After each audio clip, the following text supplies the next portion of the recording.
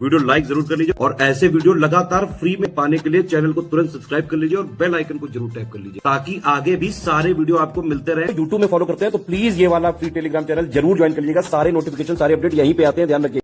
Hello everyone, welcome to study for civil services. I am Ichha Mishra और ये हमारी series चल रही है पीसीएस प्रीलिम्स के मोस्ट इंपॉर्टेंट टॉपिक्स की, जो कि आपका 14 मई को होने वाला है। इसमें प्रयास किया जा रहा है कि जो भी टॉपिक्स आने की संभावना है उनको होलिस्टिकली कवर किया जाए। साथ में यदि उन टॉपिक से संबंधित यूपीपीएससी या फिर यूपीएससी में क्वेश्चंस पूछे गए हैं तो उनको भी यहाँ पर अटैच करने का प्रयास किया गया है। ये हमारी सीरीज बायलिंगुअल चल रही है। अगर आप हिंदी मीडियम के हो या इंग्लिश मीडियम के, दोनों लोग ही इससे लाभ प्राप्त कर सकते हैं। एंड इसको स्टार्ट करने से पहले मैं आपको बताना चाहूंगी कि आप हमारे पेड ग्रुप से जुड़ सकते हैं। साथ में यूपी पीसीएस के द्वारा कंडक्ट कराए जा रहे एग्जाम्स जैसे कि पीसीएस, आरओ, एआरओ, इन सब के लिए क्रैश कोर्सेज अवेलेबल हैं। इनको ज्वाइन करके आप अपनी सिलेक्शन के जो चांसेस हैं उनको डेफिनेटली बढ़ा सकते हैं। साथ में एचसीएस, बीपीएससी, यूकेपीएससी जैसे एग्जाम्स के लिए भी क्रैश कोर्सेज अवेलेबल हैं और इनसे संबंधित अधिक जानकारी आपको गिवन नंबर्स पर मिल जाएगी। इसके साथ अगर आपने अभी तक हमारे फ्री टेलीग्राम चैनल को नहीं ज्वाइन किया है तो इसे जल्द से जल्द ज्वाइन कर लीजिएगा, क्योंकि चैनल से संबंधित सभी अपडेट्स आपको यहीं पर उपलब्ध होंगे। तो आइए अब हम देखते हैं हम कौन से टॉपिक्स को आज डिस्कस करेंगे। देखिए, आज हम जो भी चीजें डिस्कस करेंगे वो मेनली फोकस्ड होंगी उत्तर प्रदेश पर। इस बार ऐसी संभावना जताई जा रही है कि उत्तर प्रदेश से शायद ज्यादा क्वेश्चंस पूछे जाए। तो हमें अपनी जो प्रिपरेशन है उसको इस वे में रखना है कि हम उत्तर प्रदेश पर भी फोकस करें और उससे संबंधित भी जो भी क्वेश्चंस आने की संभावना है उनको अच्छे से देख लें। तो अभी तक के वीडियोस में हमने रिवर्स को कवर किया है, तो इसमें हम क्या देखेंगे, जो उत्तर प्रदेश की मेन सिटीज हैं, मेजर सिटीज हैं, वो कौन कौन सी नदियों के किनारे बसे हुए हैं। ऐसे क्वेश्चन एग्जाम में पूछे जा चुके हैं, तो ये हम देख लेते हैं। सबसे पहले जो है यमुना नदी। यमुना नदी के किनारे बसे हुए जो शहर हैं उत्तर प्रदेश में वो है मथुरा, आगरा, फिरोजाबाद और हमीरपुर। देखिए, ऐसे तो यमुना नदी का पूरा बहाव है और हर जगह कोई ना कोई इसके बगल में शहर बसा हुआ है, लेकिन जो भी मेजर है हम केवल उन्हीं को देखने का प्रयास करेंगे। तो मथुरा, आगरा, फिरोजाबाद और हमीरपुर किसके किनारे बसे हुए हैं? यमुना नदी के किनारे हैं। उसके बाद देखते हैं, एक चीज यहाँ पर याद रखिएगा, जो हमीरपुर है इसका जो नॉर्थ बाउंड्री है वहां पर यमुना रिवर फ्लो करती है और बाकी कुछ रिवर्स और है जो इस डिस्ट्रिक्ट से निकलती है, जिसमें से एक हो जाती है हमारी बर्मा, केन, चंद्रावल और धासन। ठीक है, तो इस तरह से कुछ और रिवर्स भी हैं और साथ में एक यहाँ पर डैम है, स्वामी ब्रह्मानंद डैम। कौन सा डैम है? स्वामी ब्रह्मानंद डैम है हमीरपुर में और ये डैम बना हुआ है कहां पर? बर्मा रिवर पर, BARMA, बर्मा रिवर पर ये डैम बना हुआ है, स्वामी ब्रह्मानंद डैम, हमीरपुर डिस्ट्रिक्ट में। तो ये पॉइंट हमें थोड़ा ध्यान रखना है। उसके बाद गंगा रिवर। गंगा रिवर कहां से एंटर करती है उत्तर प्रदेश में? ये हम ऑलरेडी डिस्कस कर चुके हैं, बिजनौर से एंटर करती है। और तो बिजनौर किसके किनारे बसा हुआ है? गंगा रिवर के किनारे बसा हुआ है। उसके बाद कानपुर और वाराणसी ऐसे प्रमुख शहर हैं जो कि गंगा के किनारे बसे हुए हैं। इनके नाम आपको पता होने चाहिए। आगे देखते हैं। देखिए, तो हिंडन नदी के किनारे क्या बसा हुआ है? मेरठ, नोएडा और गाजियाबाद। और रामगंगा नदी के तट पर बसे हुए हैं बरेली और मुरादाबाद। उसके बाद हम देखते हैं गोमती नदी के तट पर सुल्तानपुर, लखनऊ और जौनपुर बसे हुए हैं। आपको पता होना चाहिए, पूछा गया है कई बार कि जो लखनऊ हमारी कैपिटल है ये किसके तट पर, किसकी बैंक पर बसी है, तो वो हो जाएगी गोमती नदी। उसके बाद हम देखते हैं घाघरा नदी के तट पर है अयोध्या और बाराबंकी। देखिए, अयोध्या के लिए सरयू रिवर होगा, लेकिन आपको पता है हम ऑलरेडी देख चुके हैं सरयू किसकी ट्रिब्यूटरी है? घाघरा की, इसीलिए कहीं कहीं पर घाघरा भी लिखा रहता है। अदरवाइज अयोध्या मेनली सरयू नदी के किनारे बसा हुआ है। आगे बढ़ते हैं। चंबल किसके किनारे है? चंबल के किनारे कौन से शहर हैं? जालौन और इटावा। JE चंबल के किनारे है, ठीक है। उसके बाद बेतवा, हमीरपुर।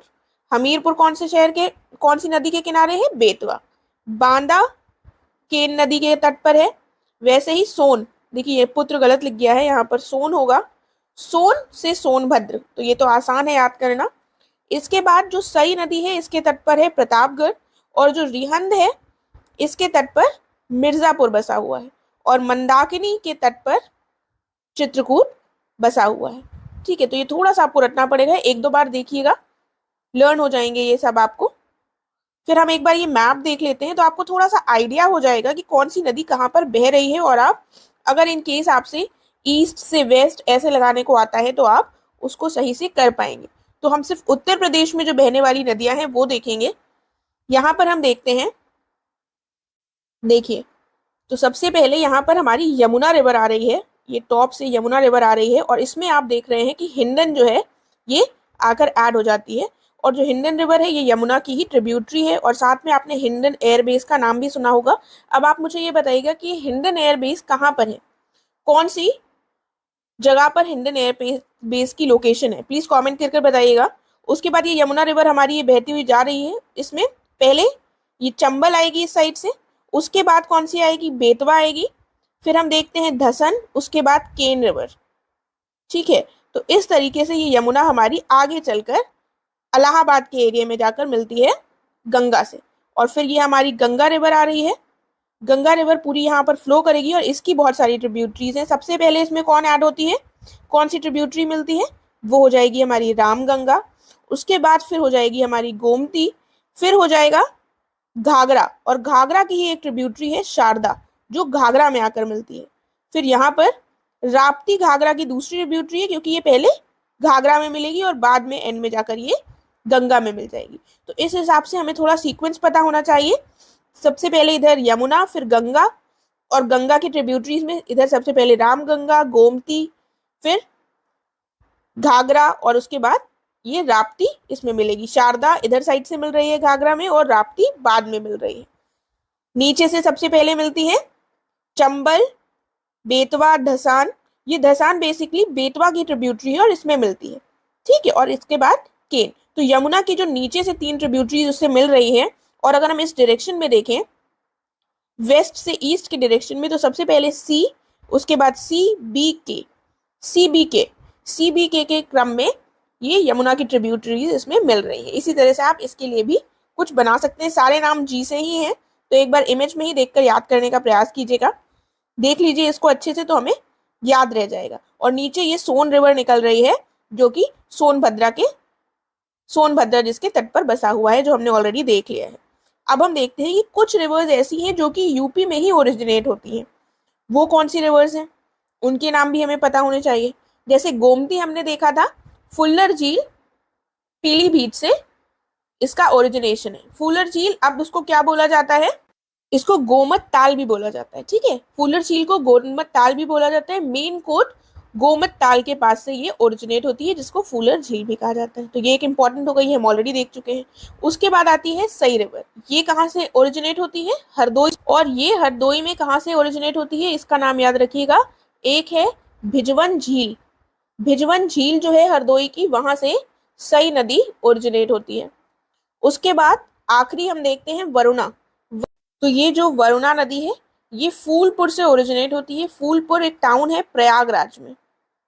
तो ये छोटी सी ट्रिब्यूटरी है गंगा की, और ये फूलपुर प्रयागराज से ओरिजिनेट होकर मर्ज हो जाती है ये गंगा में सराय मोहाना विलेज में। कहाँ पर मर्ज होती है? सराय मोहाना नामक गांव में ये गंगा से मिल जाती है। और ये गांव जो पड़ता है, ये पड़ता है हमारा वाराणसी में, ठीक है। तो ये वाराणसी का गांव है, और ये प्रयागराज से इसका उद्गम होता है, और आगे बह कर ये यहाँ पर जाकर गंगा नदी से मिल जाती है। तो ये पॉइंट याद रखिएगा। 3 नदियां हैं बेसिकली मेनली। और उसके बाद हम देखते हैं लेक्स जो हैं उत्तर प्रदेश में, इनसे संबंधित भी प्रश्न कई बार पूछे गए हैं। तो ये चीजें थोड़ी रटने वाली हैं, लेकिन हम साथ में देखते चलते हैं तो याद करने का भी प्रयास करेंगे। बखीरा लेक जो है ये संत कबीर नगर में, देखिए खा आ रहा है और क से कबीर, तो इस तरीके से आप कुछ रिलेट कर बखीरा कबीर नगर, ठीक है। उसके बाद महोबा में कई सारे लेक्स हैं। कीर्ति सागर, मदन सागर, विजय सागर, बेला सागर। तो कीर्ति, मदन, विजय, बेला, ये सागर तो लेक हो गए। कीर्ति, मदन, विजय, बेला, ये सारे जो लेक्स हैं ये कहाँ पर हैं? महोबा में स्थित है। उसके बाद बरुआ सागर झील कहाँ पर है? झांसी में। बरुआ सागर झांसी में। फिर मथुरा में कई सारी झीलें हैं इंपॉर्टेंट। इनके नाम आपको याद रहेंगे क्योंकि राधा कुंड, तो राधा का संबंध आप मथुरा से लगा सकते हैं। उसके बाद कुसुम कुंड, फिर श्याम कुंड, फिर नौ झील, कोकिला कुंड, कृष्ण कुंड और मानसी गंगा कुंड। इनको थोड़ा सा देख लीजिएगा, श्याम, कोकिला, कृष्णा, मानसी गंगा, कुसुम और नौ, ये सारी हमारी मथुरा में पाई जाने वाली झीलें हैं। अगला देखते हैं आगे। उसके बाद रामगढ़ ताल और चिलुआ ताल, ये कहाँ पर है? गोरखपुर में। रामगढ़ ताल और चिलुआ ताल गोरखपुर में पाई जाने वाली झीलें हैं। फिर कीथम और सूर सरोवर लेक जो है ये आगरा में, इसी को कीथम का ही नाम सूर सरोवर ही है।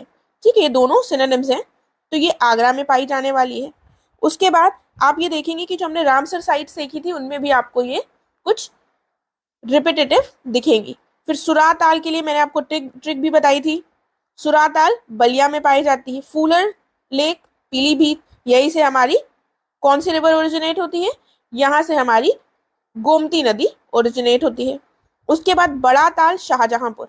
देखिए, शाहजहां बड़े इंसान थे तो उस हिसाब से आप कुछ लर्न कर सकते हैं ट्रिक। बड़ा कौन था? शाहजहां। बड़ा ताल शाहजहां का था। फिर औंधी ताल, ये वाराणसी में।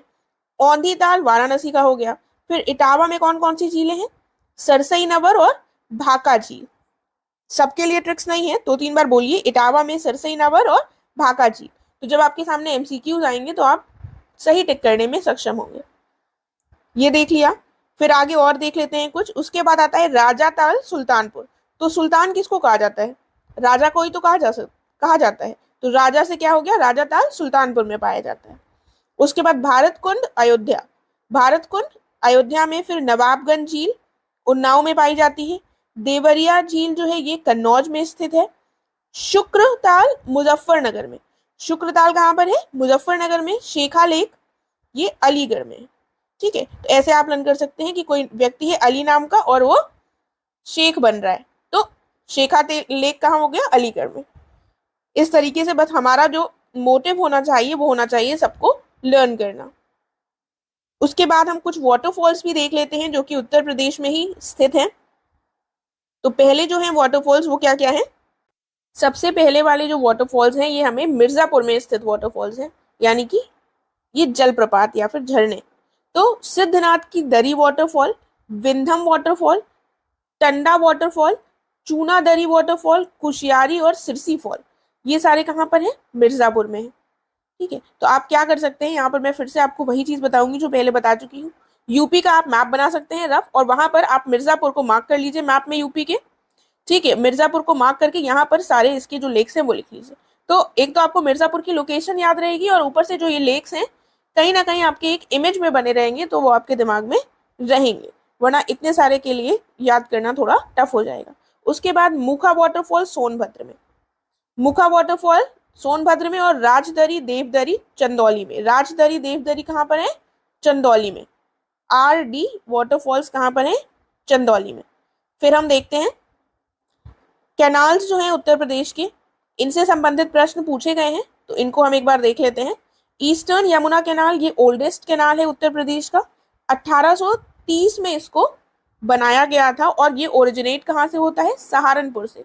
सहारनपुर सबसे नॉर्थ वाली जो डिस्ट्रिक्ट है उत्तर प्रदेश की वो है, तो यहाँ से इसका ओरिजिनेशन देखा जाता है। फिर आता है दूसरा कैनाल, ये है अपर गंगा कैनाल। ये कहाँ से ओरिजिनेट होता है? ये गंगा नाम आ रहा है तो गंगा में ही बनाया गया होगा। ये भीमगोड़ा हरिद्वार से ओरिजिनेट होता है। ये इनिशियली कंप्लीट कर लिया गया था 1854 में और बाद में इसको रिप्लेस किया गया और फाइनली ये 1983 में बनकर तैयार हुआ। फिर अगला क्या है? फिर है लोअर गंगा कैनाल। ये कहाँ से ओरिजिनेट होता है? इसका ओरिजिनेशन यूपी में ही है, नरौरा बुलंदशहर में इसका ओरिजिनेशन है और ये कंस्ट्रक्ट हुआ था 1878 में। अब ये बताइए नहरें बनाई क्यों जाती है? नहरें बनाने का मोटिव क्या होता है इसके पीछे? तो पहले तो ये पता होना चाहिए कि एक नहर होती क्या है। तो नहर बेसिकली सिंपल शब्दों में क्या हो गई? नहर कि एक लंबा सा चैनल होता है जिसमें जो नदी का पानी है उसको डाइवर्ट कर दिया जाता है कि यहाँ पर भी ये पानी जाए। तो जब यहाँ पर पानी जाएगा तो आसपास के जो क्षेत्र है वहां पर इरिगेशन के लिए पानी उपलब्ध हो सकेगा। इसके अलावा बाकी जो ह्यूमन नेसेसिटीज हैं उसके लिए पानी यूज हो सकेगा, ट्रांसपोर्टेशन हो सकेगा, नाव चल सकेंगी, इन सारी चीजों के लिए ये कैनाल्स का निर्माण होता है।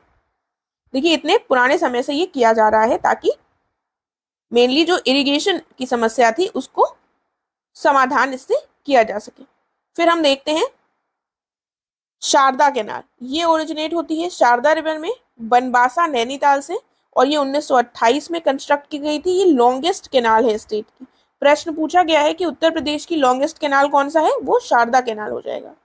फिर धासन कैनाल, ये धासन रिवर पर 1910 में बनाई गई थी और ये इरिगेशन प्रोवाइड करती है कौन से रीजन को, बुंदेलखंड के रीजन को। हमने ऊपर देखा था कि ये बेतवा में जाकर, बेतवा की ट्रिब्यूटरी है मेनली, और उसमें जाकर ये मिल जाती है और उसी क्षेत्र के लिए ये है। अगर आपको पता होगा, आपने इमेज ऊपर ध्यान से देखी होगी, तो आप धासन कैनाल कहाँ पर है ये आप अच्छे से बता पाएंगे। अगला देखते हैं। फिर है पूर्वी यमुना कैनाल। ये 1830 में कंस्ट्रक्ट हुआ था सहारनपुर में। ये जो गंडक कैनाल है ये कहाँ पर है, ये जॉइंट कैनाल है यूपी और बिहार के बीच में। ठीक है, ये यूपी और बिहार का जो बॉर्डर है उस पर, उसके पास ये नदी फ्लो करती है। और ये कहाँ से ओरिजिनेट होती है, ये हमने ऑलरेडी देखा हुआ है, ये हिमालय रीजन से ओरिजिनेट होती है। फिर ये रानी लक्ष्मीबाई डैम जो है ये बेतवा नदी पर है और ललितपुर में स्थित है। तो ये नाम याद रखिएगा क्योंकि बाकी आपको नाम से पता चल रहा है कौन सी रिवर पर है, लेकिन रानी लक्ष्मीबाई के नाम से आप नहीं समझ पाएंगे। ये बेतवा नदी पर है। ठीक है, और कहाँ पर स्थित है, ललितपुर में। ये एक इंटर स्टेट प्रोजेक्ट है, यानी कि दो राज्यों के बीच में है, एमपी और उत्तर प्रदेश के। और इसका कंस्ट्रक्शन शुरू हुआ था 1958 में। और यही जो रानी लक्ष्मीबाई डैम है इसी को राजघाट डैम भी कहा जाता है। एक क्वेश्चन हमने देखा था कि राजघाट डैम कौन सी नदी पर है, तो वो बेतवा था। तो रानी लक्ष्मीबाई को ही राजघाट डैम भी कहा जाता है। फिर हम देखते हैं एक आता है हमारा लवकुश बैराज। ये जो लवकुश बैराज है इसको कानपुर नगर में बनाया गया है और इसको मेनली क्यों बनाया गया है कि ड्रिंकिंग वाटर प्रोवाइड हो सके रीजन में। उसके बाद गोकुल बैराज जो है ये यमुना नदी पर बना हुआ है, ये भी ड्रिंकिंग वाटर प्रोवाइड करने के लिए है। और किन क्षेत्रों में है, आगरा और मथुरा में ड्रिंकिंग वाटर ये प्रोवाइड करता है। इस तरह से हमने ये सारे देख लिए हैं कौन सा कहाँ पर है। ठीक है, तो एक बार ये हमारा यूपी का मैप मैंने प्रोवाइड किया है। आप चाहें तो जो भी हमने डिस्कस किए हैं ऊपर बैराज, उनको और चीज़ें जो हमने कैनाल्स देखे हैं उनको आप एक बार देख सकते हैं कि कौन सा कहाँ पर है। चलिए एक बार जल्दी से मैं आपका रिविजन करवा देती हूँ। यहाँ पर हमने सबसे पहले देखा था ईस्टर्न यमुना कैनाल। तो ईस्टर्न यमुना कैनाल कहाँ से ओरिजिनेट हुआ था, सहारनपुर से हुआ था। फिर अपर गंगा कैनाल जो था ये भीमगोड़ा हरिद्वार से हुआ था, तो वो हमारे यूपी में नहीं है, उसको हमें नहीं देखना है। उसके बाद जो लोअर गंगा कैनाल है ये नरौरा बुलंदशहर से हमारा ओरिजिनेट होता है। फिर शारदा कैनाल जो है इसका ओरिजिनेशन भी हमें नैनीताल में देखने को मिलता है, तो वो भी हमें नहीं देखना है। उसके बाद जो धसान कैनाल है वो हमारा बुंदेलखंड वाला जो रीजन है, ये वाला जो रीजन है यहाँ पर इरिगेशन वाटर प्रोवाइड करने के लिए है। और उसके बाद पूर्वी यमुना कैनाल ये भी हमारा सहारनपुर में ही कंस्ट्रक्ट हुआ है। और गंडक कैनाल ये यहाँ पर आ जाएगा क्योंकि ये बिहार और यूपी के बॉर्डर पर लोकेटेड है। और रानी लक्ष्मीबाई कैनाल जो है ये कहाँ पर है, रानी लक्ष्मीबाई डैम, कैनाल नहीं डैम है ये ललितपुर में है रानी लक्ष्मीबाई डैम। और यहाँ पर ही ये बनाया गया था यूपी और मध्य प्रदेश के बीच में 1958 में, और इसको कहा गया था राजघाट डैम भी इसको कहा गया। फिर हम देख लेते हैं लवकुश बैराज। लवकुश बैराज कहाँ है, कानपुर नगर में है। ये हमारा कानपुर नगर लोकेटेड है इस जगह पर, ये कानपुर नगर हो जाएगा। और आखिरी है हमारा गोकुल बैराज, ये आगरा और मथुरा वाले क्षेत्र में है। ये आगरा और मथुरा है आपका, यहाँ पर हमारा यमुना रिवर पर गोकुल बैराज बनाया गया। आपको पता है यमुना का पाथ कुछ ऐसा ही है, राइट। तो मैप से जब हम चीज़ों को देखते हैं तो बहुत याद रहता है हमें। और अब यूपी के जैसे कि मेंस में पेपर होंगे यूपी स्पेसिफिक, तो इसीलिए थोड़ा सा और इम्पोर्टेंट हो जाएगा। तो आगे अब हम बढ़ते हैं, जो यूपी में डैम्स हैं उनको भी थोड़े देख लेते हैं, कौन कौन से डैम कहाँ पर हैं। इनसे रिलेटेड हमें ज़्यादा डिटेल में जाने की ज़रूरत नहीं है। बस इनके नाम याद करने होंगे, जैसे कि अदवा डैम मिर्जापुर में है, उसके बाद अफजलगढ़ डैम रामगंगा नदी पर है और ये बिजनौर डिस्ट्रिक्ट में है। जो भी नदी हमारे लिए इंपॉर्टेंट होगी उसको भी मैंने डैश कर लिख दिया है, सबकी नदियां नहीं लिखी हैं, जो जो इंपॉर्टेंट है वो लिख दिया है बीच में। अफजलगढ़ डैम किस पर है? रामगंगा नदी पर और बिजनौर डिस्ट्रिक्ट में लोकेटेड है। उसके बाद अरोरा डैम कहाँ पर है? मिर्जापुर में है। अर्जुन डैम जो है ये अर्जुन रिवर पर है, कई सारी तो रिवर के नाम पर ही है, ठीक है। तो अर्जुन डैम अर्जुन रिवर पर महोबा में स्थित है। फिर ओंझर डैम चित्रकूट में स्थित है। बघेलखंड बलरामपुर में, बघेलखंड डैम कहाँ पर है? बलरामपुर में। उसके बाद बलुई बांध जो है ये सोनभद्र में है, बलुई बांध सोनभद्र में है। आगे आता है हमारा बरुआ सागर डैम।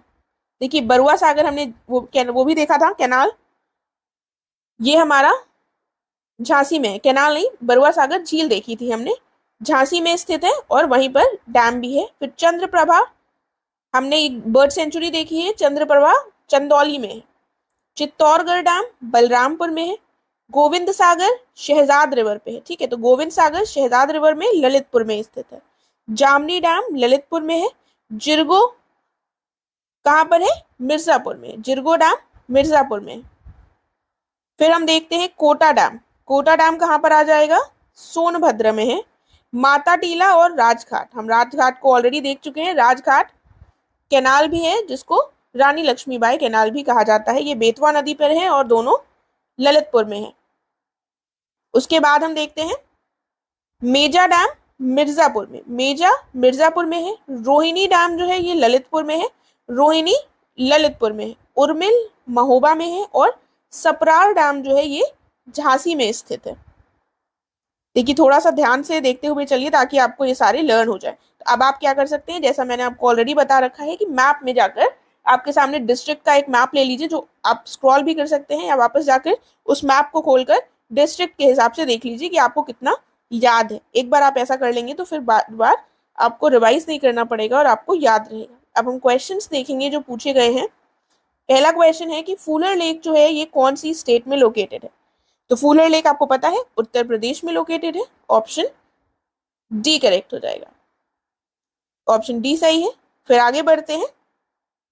देखिए परीक्षा डैम हमने नहीं देखा है, जो परीक्षा डैम है ये हमारा बेतवा रिवर पे है और ये बहुत बार एग्जाम में पूछा गया है, याद रखिएगा। परीक्षा डैम बेतवा रिवर पे है और कौन से डिस्ट्रिक्ट में है? ये झांसी में लोकेटेड है। बेतवा रिवर पर परीक्षा डैम झांसी में लोकेटेड है। उसके बाद ए ऑप्शन करेक्ट होगा। फिर हम देखते हैं which is the highest dam in Uttar प्रदेश।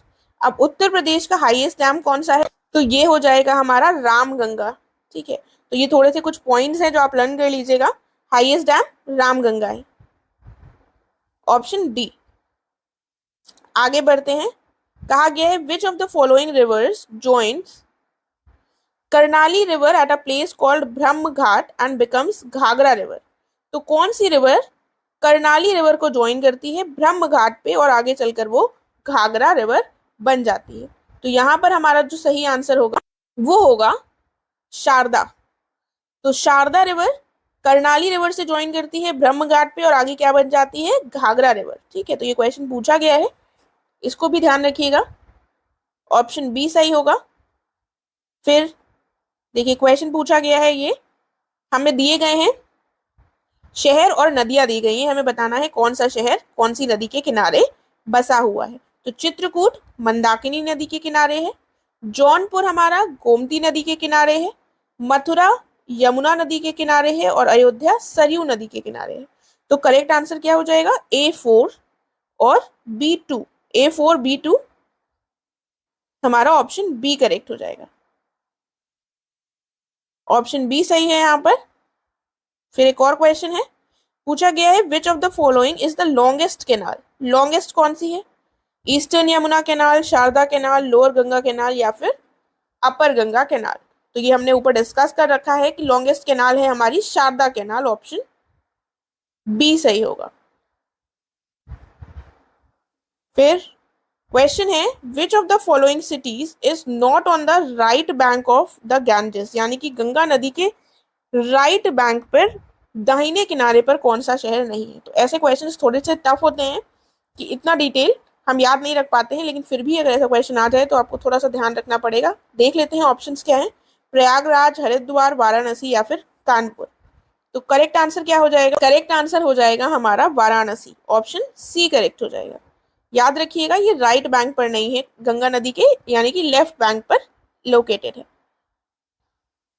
फिर क्या दिया हुआ है? उत्तर प्रदेश एवं मध्य प्रदेश की संयुक्त नदी घाटी परियोजना यानी कि जॉइंट रिवर वैली प्रोजेक्ट स्थापित की गई है। कौन सी है वो? केन रिवर पर स्थापित की गई है, सोन रिवर पर, चंबल रिवर पर या फिर बेतवा रिवर पर? कहां पर स्थापित की गई है? हमने ऊपर देखा है, इसको स्थापित किया गया है बेतवा नदी पर, ऑप्शन डी सही रहेगा यहाँ पर। अगला प्रश्न है गोविंद वल्लभ पंत सागर, ये जो है ये कहां पर लोकेटेड है, कहां पर अवस्थित है? बुलंदशहर में, ललितपुर में, मिर्जापुर में या फिर सोनभद्र में? तो ये कहां पर हो जाएगा? तो यहाँ पर हमारा जो करेक्ट आंसर हो जाएगा वो हो जाएगा सोनभद्र, ऑप्शन डी। एक चीज यहाँ पर इंपॉर्टेंट ये है कि जो रिहंद बांध है, रिहंद डैम, उसी में हम देखते हैं रिहंद डैम में ही ये गोविंद वल्लभ पंत सागर जो रिजर्वॉयर है ये निर्मित होता है। तो आपको पता है रिहंद डैम कहाँ पर है? सोनभद्र में है। तो ये भी हमारा कहाँ पर हो जाएगा? सोनभद्र में हो जाएगा। ये सबसे बड़ा आर्टिफिशियल लेक है, ठीक है, सबसे बड़ा आर्टिफिशियल लेक है, ये भी पॉइंट याद रखिएगा। और ये यूपी और एमपी के बॉर्डर पर स्थित है। ये ऑप्शन डी करेक्ट होगा। अब हम देखते हैं हमारा जो करंट अफेयर का एक टॉपिक रहता है उसको हम डिस्कस करते हैं, देख लेते हैं ये। तो वर्ल्ड बैंक ने अभी एक रिपोर्ट रिलीज की है, striving for clean air, air pollution and public health in south Asia report, यानी कि स्वच्छ वायु के लिए प्रयास, दक्षिण एशिया में वायु प्रदूषण और सार्वजनिक स्वास्थ्य पर रिपोर्ट जारी की गई है। सबसे पहले तो आपको यही पता होना चाहिए कि ये रिपोर्ट जारी किसने की है। तो किसने करी है? विश्व बैंक ने की है। एयर पोल्यूशन से संबंधित रहता है तो हमें लगेगा कि ये विश्व बैंक नहीं कर सकता, इसीलिए थोड़ा सा इंपॉर्टेंट हो जाती हैं ये चीजें, क्योंकि ये कंफ्यूज करने वाला पॉइंट है। इस रिपोर्ट ने क्या किया है? इस रिपोर्ट में पर्टिकुलेट मैटर उत्सर्जन यानी कि जो पीएम उत्सर्जन होता है और वे वातावरण में कैसे फैलते हैं इसकी मात्रा निर्धारित करने के लिए ग्रीन हाउस गैस और वायु प्रदूषण इंटरैक्शन और सिनर्जी मॉडल का उपयोग किया है। तो इतना हमें कौन से मॉडल का उपयोग किया है ये नहीं देखना है, लेकिन इसने क्या किया है? ग्रीन हाउस गैस और एयर पोल्यूशन इंटरैक्शन और इस मॉडल के माध्यम से जो पर्टिकुलेट मैटर का एमिशन होता है एटमॉस्फेयर में उसको नापने का प्रयास किया है। तो बस थोड़ा सा ये पता होना चाहिए।